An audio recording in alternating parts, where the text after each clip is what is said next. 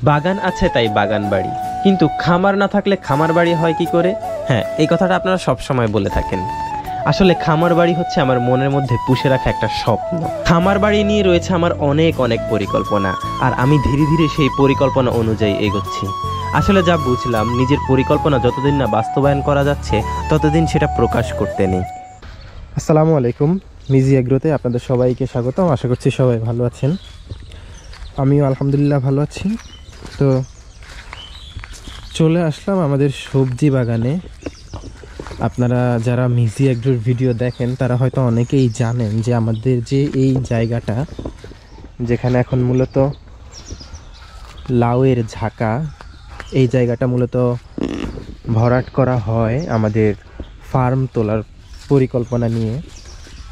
তো কিছু কারণবশত আমাদের পরিকল্পনা পিছিয়ে যায়, যার কারণে হচ্ছে আমরা এখানে ক্ষণস্থায়ীভাবে সবজি বাগান করে তুলি, যেটা আমাদের পারিবারিক চাহিদা মেটায়। তো চলে আসলাম ওই জায়গাটায় কিছু মাপঝোপ নেওয়ার জন্য। আসলে এইবার হয়তো আমাদের ফার্ম তোলার পরিকল্পনাটা এগোতে পারে ধীরে ধীরে, তাই প্রাথমিকভাবে একটা মাপঝোপ নিতে আসলাম এইদিকে।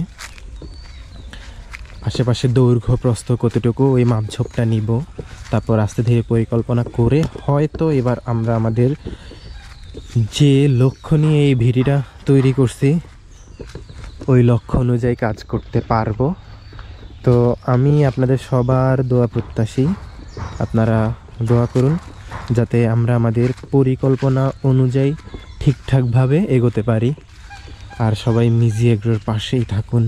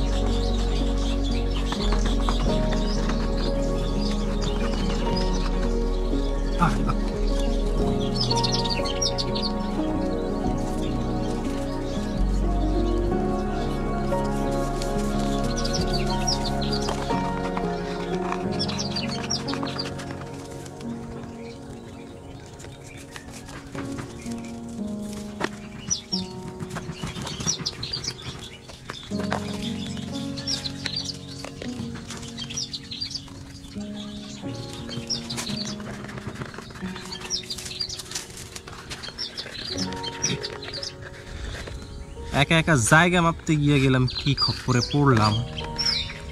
মহাবিপদ, পিতা পেশায় কি একটা অবস্থা দেখ।